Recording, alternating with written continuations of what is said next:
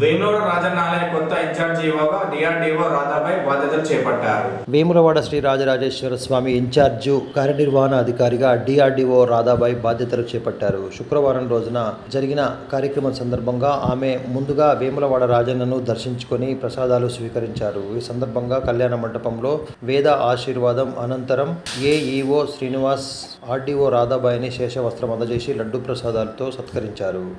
రాజన్న ఈవోగా విధులు నిర్వర్తించి దేవాదాయ శాఖ రాష్ట్ర కార్యాలయం మల్టీ జోన్ డీసీగా బదిలీపై వెళ్లిన వినోద్ రెడ్డి కుటుంబ సమేతంగా దర్శించుకున్నారు. ఈ సందర్భంగా వారిని ఘనంగా వీడ్కోలు పలికారు.